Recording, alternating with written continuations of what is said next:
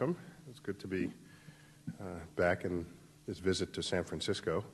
I'm told the sun was out a couple of days ago. Is that right? The rain is... plants need rain more than we do. Thanks for coming out for this. I'm here to just kind of talk about the universe, but through the lens... I'm restricted to the universe in my subject matter. In Death by Black Hole, first, I couldn't resist that title. There's a chapter in here with that title, and that chapter bears that title because it's a complete discussion of how you die when you fall into a black hole. And when I think of black holes, I think of sort of the adult counterpart to what, as a kid, would be T-Rex, because every kid loves T-Rex. But why do they love T-Rex? It's because T-Rex can eat the kid, all right? And you tend to have a deep respect for things that can eat you. So black holes, when you come too close to them, weird things happen to your body. And I'll get back to that in just a few minutes. I'm not going to read from the book because you can just get the book and read the book yourself. So presumably you came to hear me say something differently enlightening or even relatedly enlightening to what's in the book. And so what I'm going to do is, the book is organized into sections with multiple chapters within. I'm going to pick one of the chapters within its section that happen to be one of my favorites, and then I'll just kind of give you some summary points of those chapters, okay? And then, so this will be a sampling of the science that titillates me, but also, this collection is the science that has been most requested by the public. Even if I didn't think it was interesting, the public thought it was interesting. I said, well, let me find out why. And part of it was this black hole thing. Everybody wants to know about black holes. If I'm on the plane and someone sees I'm reading some astrophysics literature, say, what do you do? I do astrophysics. First question is, tell me about black holes. Then maybe Search for Life and Big Bang. And I'm trying to think, well, suppose I said I was nuclear chemist or particle physicist. That would just end the conversation right there. But they find that I study the universe, and it becomes this very engaged conversation. So there's this appetite for cosmic content for which I see myself as a servant of public interest. And so the material that's in here is the blending of aspects of the universe that I want to bring you to, and aspects of the universe for which I know the public has a deep curiosity to learn more about. And so that's how that goes. And let me lead off with the following datum. There's about 6,500 astrophysicists in the world. It's not very many, actually. It's just, a few thousand. And there's about 6.5 billion people in the world. So if you divide those two numbers, you get 1 in a million. So, no, what I mean, now the point of that exercise is, if you ever find yourself in the company of an astrophysicist, that's your chance to ask the question. Because you never know when that's going to happen again. That's just advice, okay? And I think that's why, like I said, I'm on the airplane, that people just bust out with questions. Like they've got some question center within them, and it's building up, and they're ready to explode, and the whole rest of it. So, that's just so you know. Okay, here we go. What I try to do here is connect the reader to the universe in a way that allows you to become a participant in the machinery of the cosmos. So I like to think of this book as your way to go around the back door and lift the hatch and see the gears turning and the oil box and the pulleys and the levers and all the things that allow you to understand not simply what's in the universe, but how the universe works. And in that way, you're empowered to have fresh thoughts about what's going on, rather than just repeat the factual information you'd otherwise get. That's the goal of this book, okay? And I invite you to share in that goal if, in fact, you value that level of intellectual diversions in what is otherwise your workday. So I've got a chapter called Coming to Our Senses. And I'm told I have like half an hour or something, right? Is that about a half hour? Happy to do that. All I want, okay. I'll give you a late pass when you go back to work, okay, if you need. Coming to our senses. There's a whole chapter called Coming to Your Senses. And what that is, you know we've got 5 senses, right? Touch, taste, smell, sight, hearing, thank you. Touch, 5 senses. Then occasionally you get the person who comes up to you and says, I have a 6th sense, okay?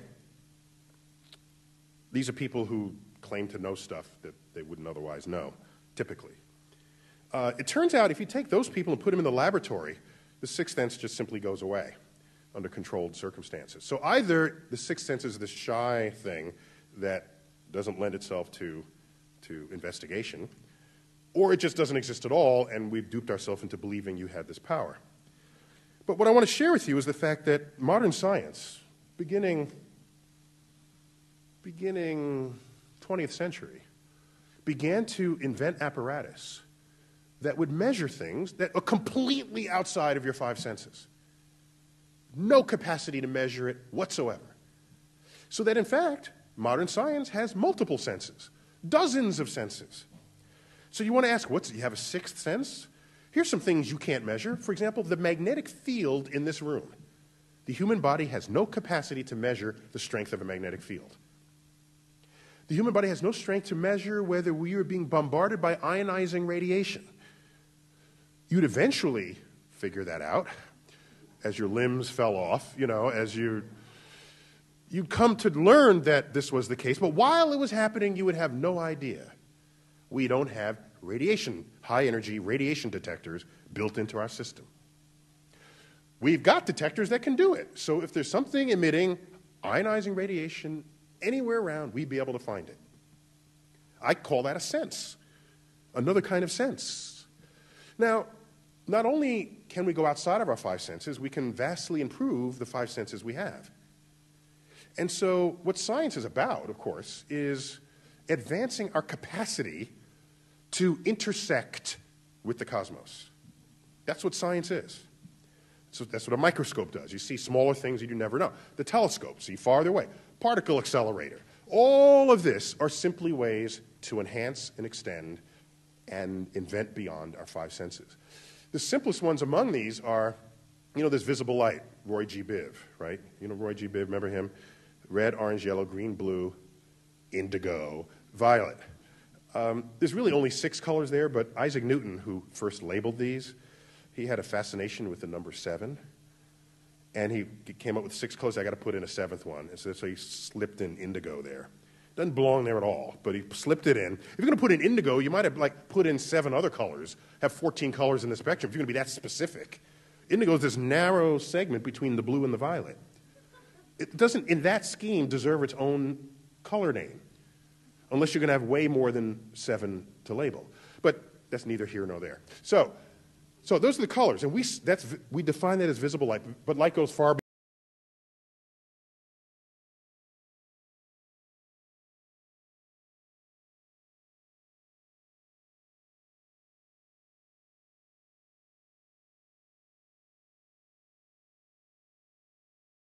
radio waves. All of this is light. It all travels at the speed of light, and we had no telescopes capable of observing outside of the visible spectrum until 1920, and that was a very crude telescope itself. And we didn't start really getting data on this until the 1950s and 60s. So we were practically blind to the universe before 50 years ago, thinking that our eyes were somehow the true measure of what's out there. So all of our detectors and telescopes were extensions of our eyes and not probes into whole other branches of what we call the electromagnetic spectrum. And so your senses are really these, they're good for, getting around the house, but they're not good for decoding the universe. And here's how they get in the way. There's something called common sense, right? What is common sense? Common sense is if I let go of this gavel, it will drop. So let's try that. Okay, it dropped. Now, so important is that fact to our senses that when you tell me to drop it, that's an instruction for me to let go of it. What you really should be telling me to do is let go. That's your instructions to me. Then it drops. Okay? Suppose we lived in a world where 30% of the time I let go, this would float up to the ceiling. Then you wouldn't say, just drop it. You just say, let go. And 30% of the time, it would go up. Now, it sounds like I'm just making this up to be funny, but no. There are parts of the universe for which the laws of physics as we experience them no longer apply. One of them, for example, is the branch of physics called quantum mechanics, where matter behaves in ways that defy common sense. Particles exist here, disappear out of existence, and pop into existence over here without any visible means of getting from here to there. A particle sits there, minds its own business, and then transforms into another particle of a whole completely different identity a split second later. This is matter behaving, not badly, matter behaving normally under those conditions. So, if I'm here and this cup of water disappears and shows up over here, we would say, that doesn't make sense. But if that's all you had known as a particle, you say, hey, that makes sense. So what you think makes sense has nothing to do with reality. It just has to do with your life experience. And your life experience may only be a small smidgen of reality, possibly even a distorted account of reality at that. So, what this means is beginning in the 20th century, as our means of decoding nature became more and more powerful, we started realizing our common sense is no longer a tool to pass judgment on whether or not a scientific theory is correct. And thus was born quantum mechanics, relativity, curved space, expanding universe. So when I tell you that the entire universe has been around and expanding for 14 billion years, you go back 14 billion years ago, the entire universe fit on the head of a pin, you're going to say, that doesn't make sense. And I'm going to say, I don't care that it doesn't make sense. The universe doesn't care that it makes sense to you. That's not its goal in life, to make sense to you. It issues forth from a whole other investigation of the behavior of matter of the large, Einstein's general theory of relativity. And then there's this shotgun wedding of the general theory of relativity, the theory of the large, with quantum mechanics. This is the physics of the small. The early universe, the large was small. And there's general relativity and quantum mechanics intersecting in a shotgun marriage. They're not otherwise compatible descriptions of the universe. This works there and this works there. Now they got to work together. We have no understanding of how they'll work together. We got top people working on it. They're called string theorists. Okay? And they're still not there yet. They're still not there. They're working on it. Every time I ask them, they say, oh, we're a couple of years away. They've been saying that for 20 years. I've been asking them since the early 80s. But it's the only game in town, and they're very inexpensive to support. You give them a pencil, you say, here you go, and some paper, and we'll throw in a computer, then they're done, okay? So I'm okay with that. They're not going to bankrupt the science budget. And so in the exposition of coming to your senses, it's basically a celebration of what it is to have five senses, but then the reality check on the fact that our senses are not only feeble, they're inadequate to properly decode all that's going on in the natural universe.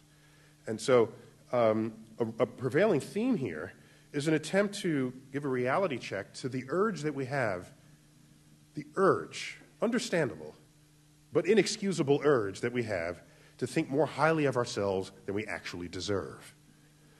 This is a theme that's repeated through the history of human assessment of our place in the universe. And in a little ways, it continues that way today. But some are sort of have enough foresight and hindsight to say, oh, I'm not going to make that mistake again. Here we are on Earth, and Earth is special because it's Earth, and the rest of that's just the sky. And then we find out we're one of the planets. And then, oh, well, surely our sun is special. No, that's one of 100 billion other suns in our galaxy.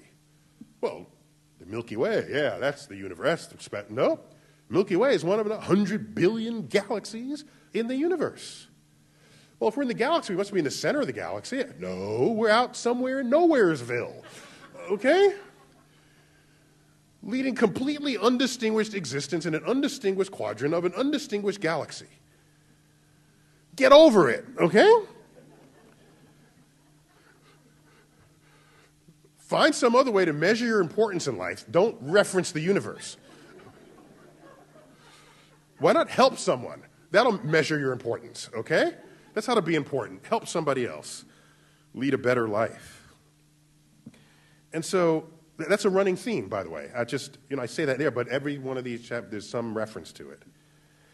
And so let me move on and pluck another one from the, how much time? Damn, I ate up all the time just talking about that. I've got a chapter called Vagabonds of the Solar System. That one's fun. I'm not going to dwell on that too much because in there we talk about Pluto. Pluto, has been on hard times, Pluto. And and it's interesting because, I had a little something to do with that. In the year 2000, our exhibits at the American Museum of Natural History, I and two colleagues of mine were co-writers of all the exhibits. We decided, upon noticing that Pluto, there are other objects orbiting the sun about where Pluto orbits, about the same size as Pluto, made of the same stuff as Pluto, same cockamamie orbits like Pluto has. And so we said, well, let's organize the exhibit so Pluto is with the rest of its newly discovered brethren in the solar system. And then the gas giant planets, that put those together, they have more in common with each other than any one has with any other object. The rocky, smaller planets in the Mercury, Venus, Earth, and Mars, they have more in common with each other than any one of them has with anything else. So we presented the solar system as a collection of families. Well, page one story of the New York Times. Pluto not a planet? Only in New York.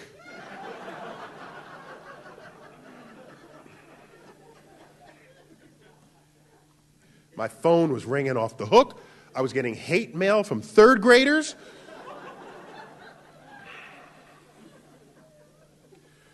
And I said, man, people feel strongly about Pluto. And most of the Pluto lovers out there, are there any among you in the audience? Pluto lovers? Raise a hand if you're a Pluto. We got Pluto lovers in the front row. Now, I'll bet you 10 to 1 that this will play out exactly as I know, okay? Pluto lovers, please raise your hand once again. Did you know that there are 6 moons in the solar system bigger than Pluto? Moons. He didn't know that. Earth's moon among them. Didn't know that. That's because the Pluto lovers have elevated Pluto to a greater significance than it actually is. It has grown in your mind and in your soul, but not in the universe. Okay, so Pluto, did you know? Not to mean to be dissing you in the front row here, but I have to get this up. Did you know, sir, did you know that Pluto is more than half ice by volume? Which means if you brought Pluto in, let's put it just to, now you don't have to bring it too close, just bring it to where Earth is.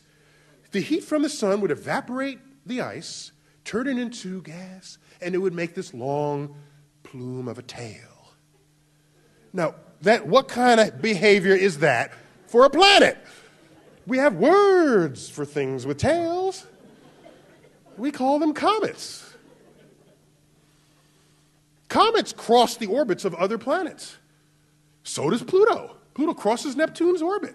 If you just add it all up, there's no way out of this.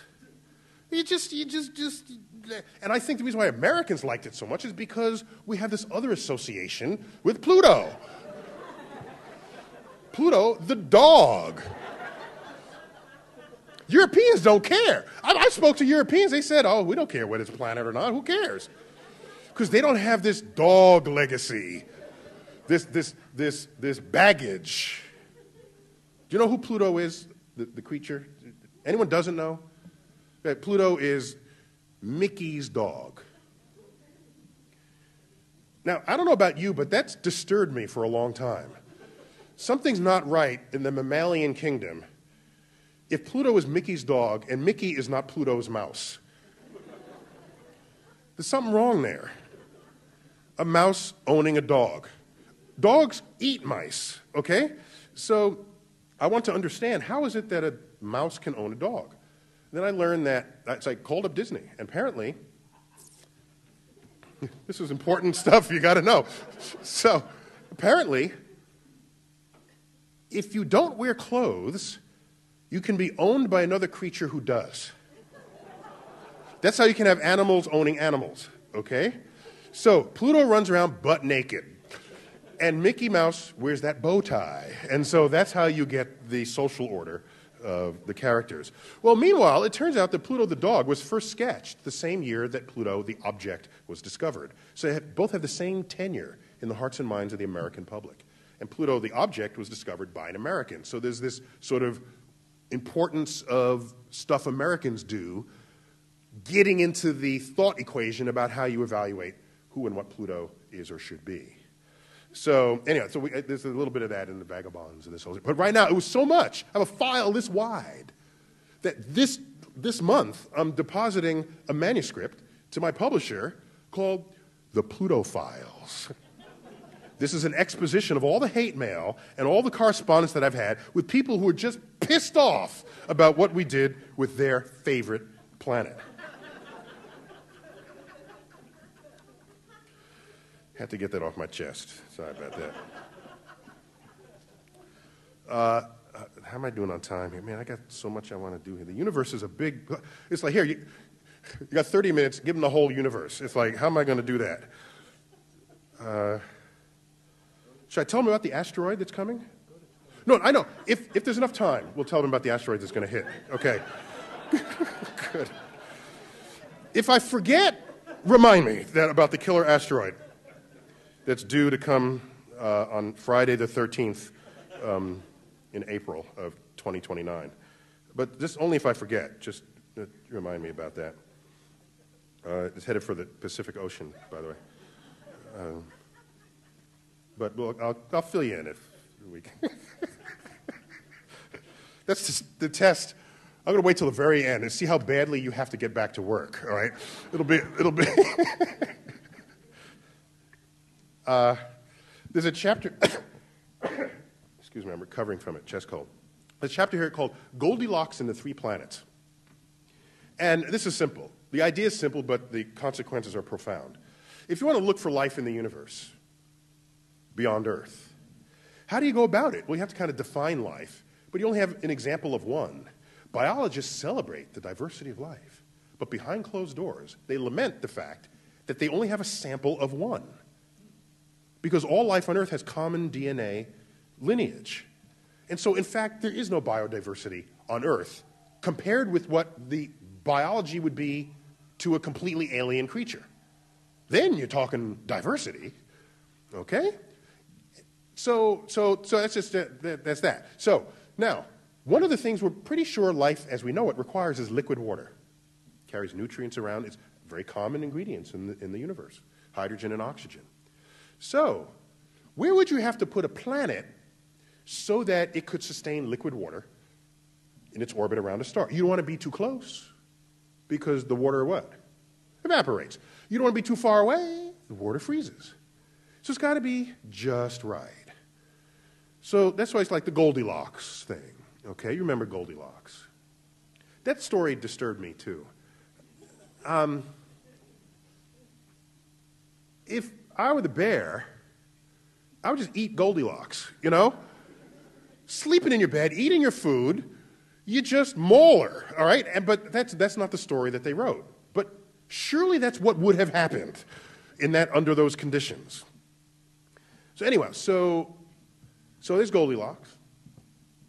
we have a zone around every star for which these conditions hold. We call that the habitable zone. Too many syllables, I know. Forgive us for it, but we couldn't figure out what else to call it. Some call it the green zone, but the habitable zone. For our solar system, Earth is in the habitable zone. It's right there. Of course it's there. We have liquid water on our surface. But how about if you go a little to the left? Go a little closer to the sun. You get what's generally referred to as our sister planet. It's about the same size, about the same density, same mass. It's the planet Venus. A little closer to the sun. What's the temperature on Venus? What's its atmosphere made of? It's got a carbon dioxide atmosphere, 100 times the density of Earth's atmosphere, and it has a roaring greenhouse effect, a runaway green. It is so hot on Venus, it is 900 degrees Fahrenheit. I did the calculation. You could take 16-inch pizza, put it out on the windowsill, and it'll cook in 9 seconds. Now, of course, you would have vaporized along with it, so it's not it's a thought experiment. I'm not inviting you to try that. Something bad happened on Venus. Something bad happened there to its climate. Some knob got turned. Let's look a little to the right. The next planet out from the solar system from us. That would be Mars. Mars has evidence of once having running water on its surface. There are riverbeds that meander. All the visual cues that you see when you fly across country on the airplane and you look down, you see the Mississippi Delta, you see if there's a flood, you see the plane. All of these features are there, yet there's not a single drop of water left. Something bad happened on Mars, too. Something changed there.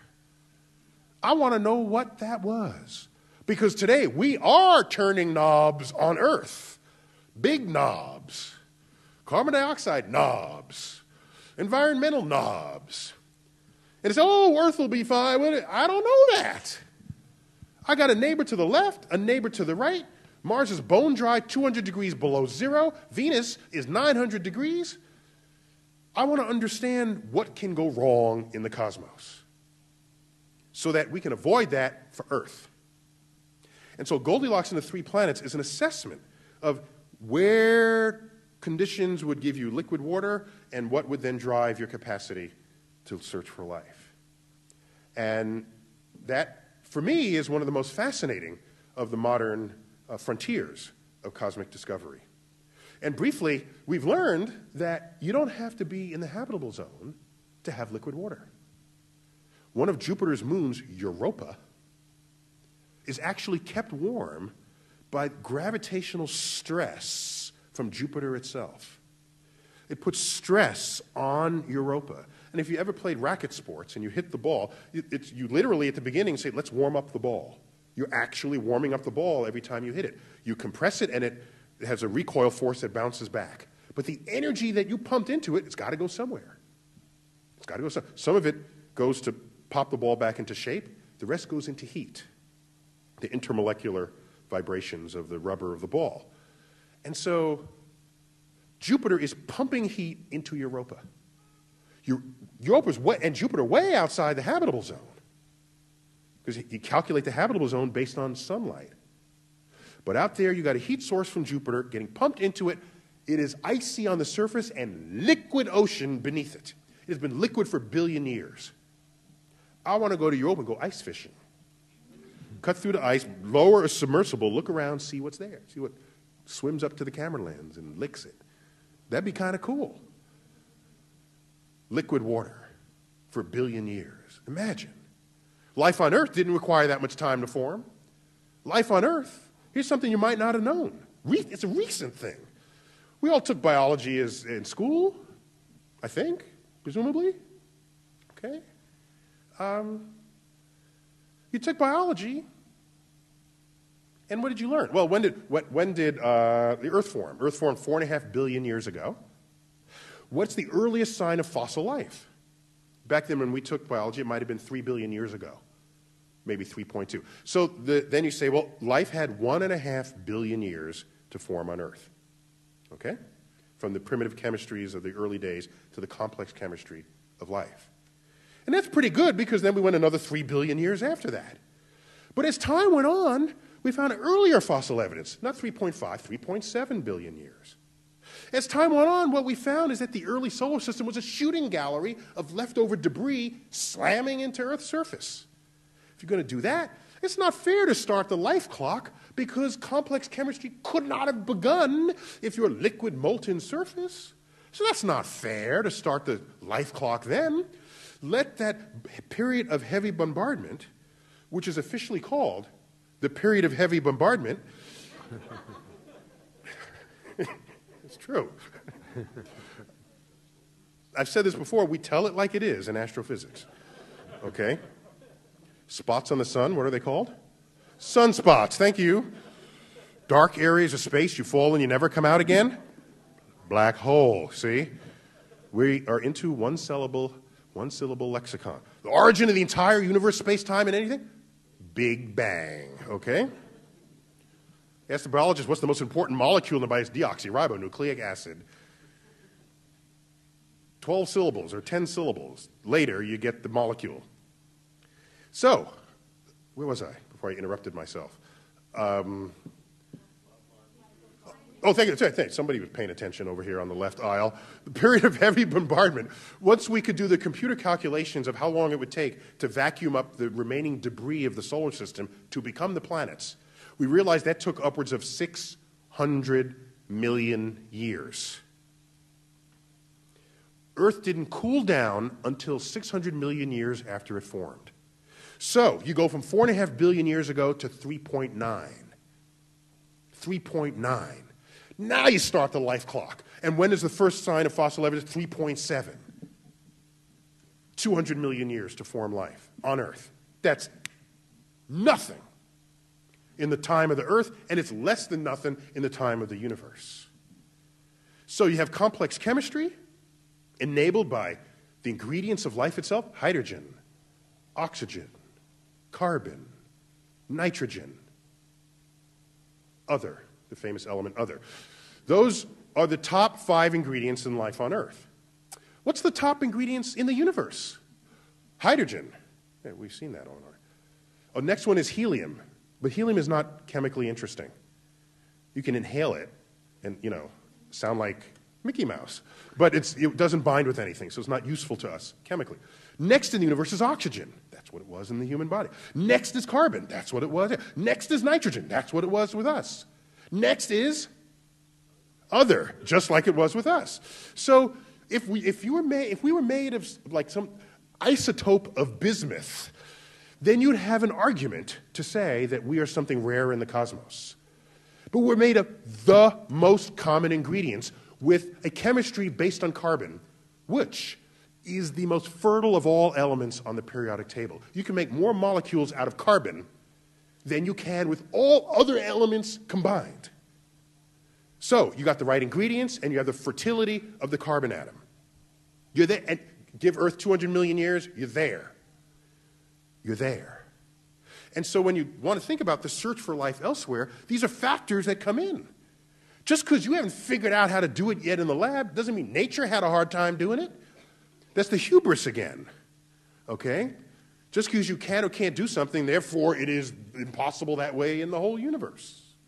Got to be a little more humble about our ignorance and get top people working on it. And so I had a point out of all of that, and I forgot what the point was going to be.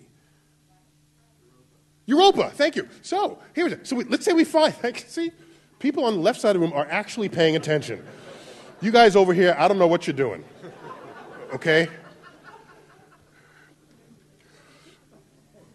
Left side of the room, yes. So Europa, let's say you find life. Here's an unresolved question, okay? We've got top people working on this without a solution yet. If you find life on Jupiter's moon Europa, do you call it European? See, we don't have an answer to that yet.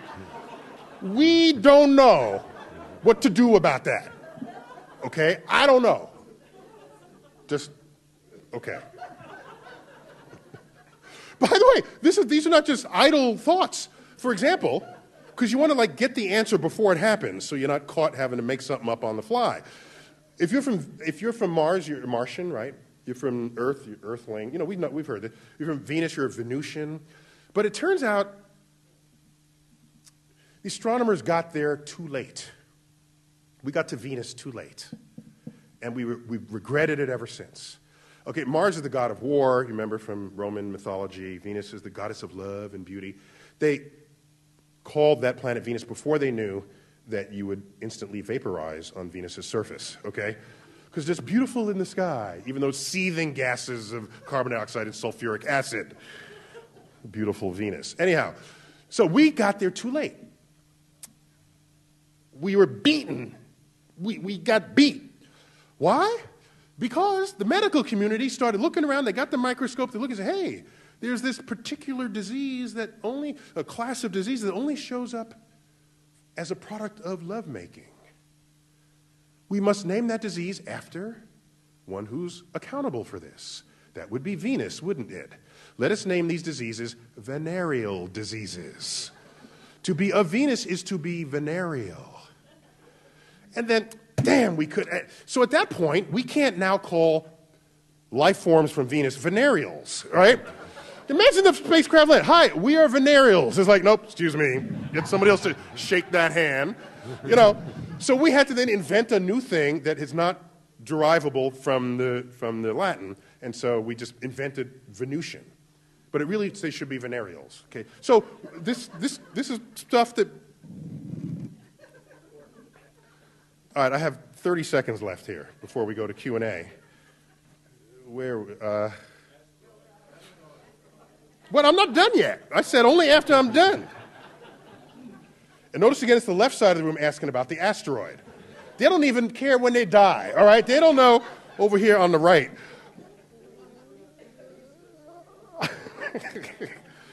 I should first describe to you how you die falling into a black hole. You ready?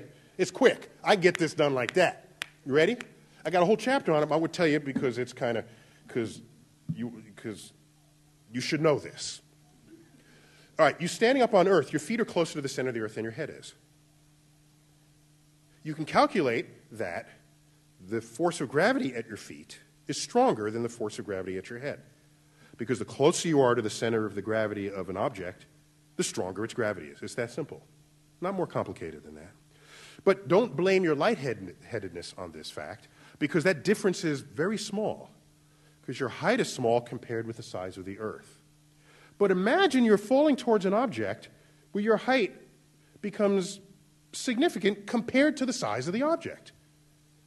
Under those conditions, the difference in gravity becomes ever so great, like as you descend to the center of a black hole. So you take a feet-first dive, you'll begin to stretch. And that'll kind of feel good at first, right? We all stretch. Wake up in the morning, it's the first thing you do, stretch. And then you realize it's not stopping, okay? And you begin to stretch more and more and more, and you can calculate when the difference in the force of gravity becomes greater than the molecular bonding forces of human flesh. At that moment, your body will snap into two pieces, most likely at the base of your spine. Now, you'll be able to watch this, okay, because all your vital organs are above your waist. You have important organs below your waist, but they're not vital, okay?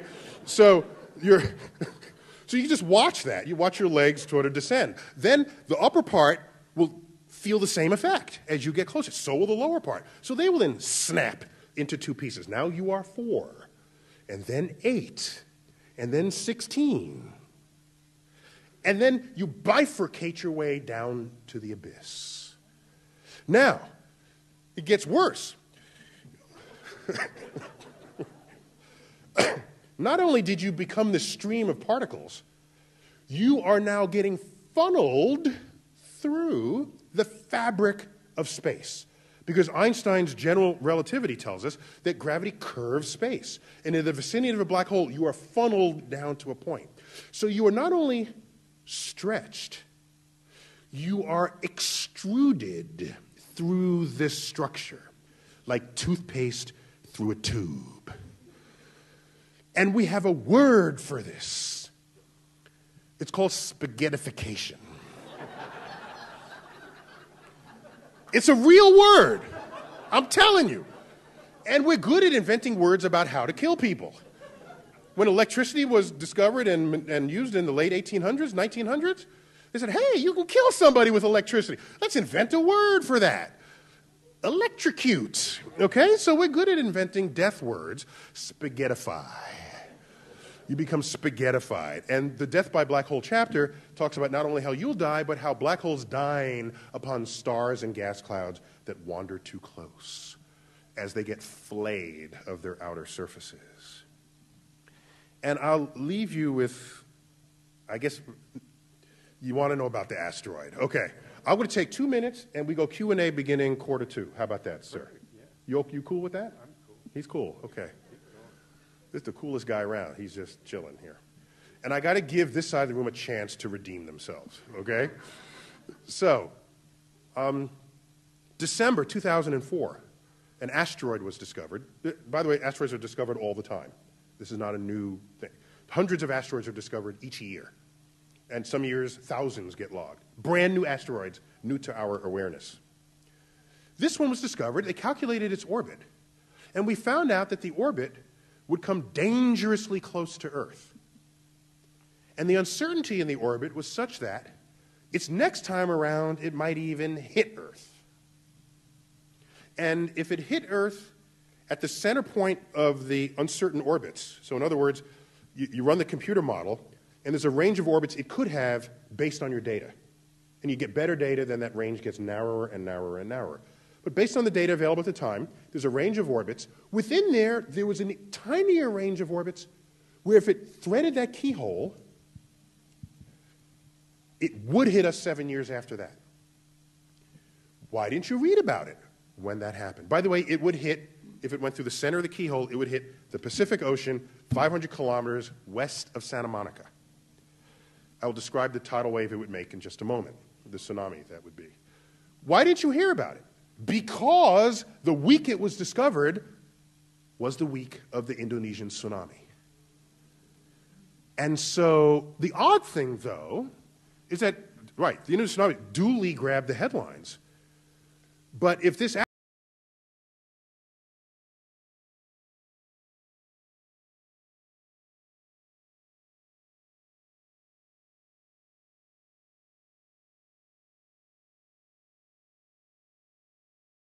monitoring the orbit, trying to get a tune. And so here are the facts.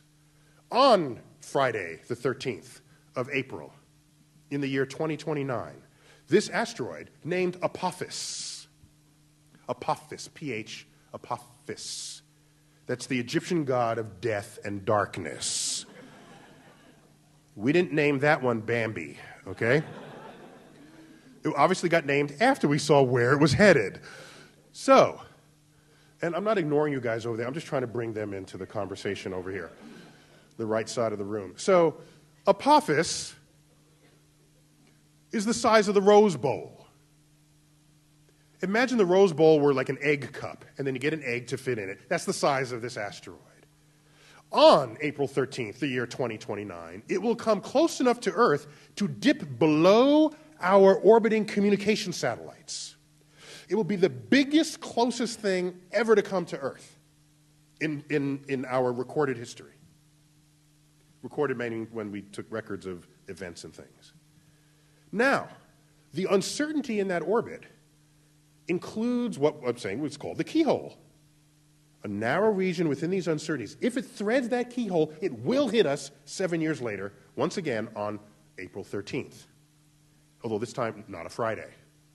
It would be a Thursday that time. I'm pretty sure I looked it up. Thursday the 13th. You know, that would create a whole new legend of movies, you know. Thursday the 13th, you know. So, what you want to do is make sure it doesn't go through the keyhole. Now, you got some people out there, just blow the sucker out of the sky, you know. These are the men who wield nukes because they, you know, they can justify your nuclear arsenal. But that's not a good idea because you blow the thing to smithereens. Now all the smithereens are headed towards you. And what would have hit in just one spot now takes out half the world. So, plus you don't know where it's going to go. Bombs are uncontrolled releases of energy. That's why they're bombs, okay? So you want to be able to control what this thing does, and one of the things to do is to deflect it from harm's way. So we've got top people working on deflection scenarios. But when you deflect it, you've got to be careful because it's still there. You've got to look over your back. Next time it's around, you've got to keep looking at it, okay? But if you have the power to deflect, you now have the power to not greet the same fate that the dinosaurs did 65 million years ago when an asteroid came and took them out, leaving them extinct. Because I don't want to be the laughing stock of the galaxy when they find out that a species that had a space program and the intelligence to stop an asteroid impact just simply went extinct. That'd just be embarrassing. I don't want, you know, it's okay for the dinosaurs. They had that pea brain and they didn't have opposable thumbs. They were not going to build a spaceship. So, it's called Apophis. I would think of it as a coming attraction on a continent near you. Let me just end quickly. It plunges into the Pacific. It'll go about 3 miles down before it then explodes, cavitating the Pacific in a 3-mile wide hole. So you now have a hole 3 miles wide and 3 miles deep. Water does not like having holes in it. So the act of having made the hole sent a pulse of water to the shores all around. Then the water fills in the hole with such ferocity that the water rises back up high into the atmosphere, falls back down, cavitates another hole. There goes another pulse. And this will continue for dozens of times. It'll go to the shoreline. The wave will go to the whole entire North American coastline. And the wave will go in, maybe about 1/4 mile. Then it'll get pulled back out to get ready for the next wave. It's not one of these one-way marching tsunamis like the one in Indonesia. This one goes in and comes out. But if you had a home here, the home comes out, gets taken out. But now the wave comes back in. In comes your home again. But it doesn't have the shape that it had before. It's now debris. And so the debris becomes this mulching machine, this sand-blasting machine, this thing that ablates the entire coastline, wiping it clean of all traces of civilization. So have a nice day. Thank you for your... Thank you.